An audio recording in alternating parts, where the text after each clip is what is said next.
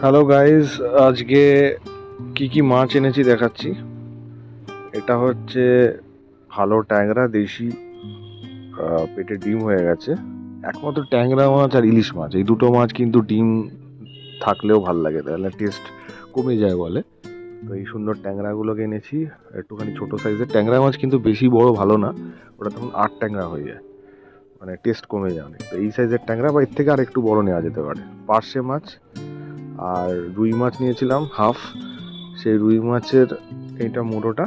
আর এদিকে আমার ফেভারিট ভোলা, এটা হচ্ছে লালি ভোলা বলে, এটা হালকা হালকা পিঙ্কিশ হয়, এটা বেশ সুন্দর খেতে হয়। তো সি ফিশ মা খায় না, আমি সি ফিশ ভালোবাসি খুব।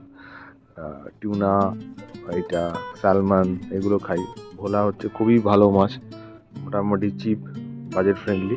আর এই রুইটা হাফ নিয়েছিলাম, সুন্দর করে ভালো করে ধুয়ে টুয়ে পরিষ্কার করে আমরা রেখে দিই ফ্রিজে। আজকে ট্যাংরা মাছের রান্নাটা হবে, বাকিটা কালকে বা পরশু হবে।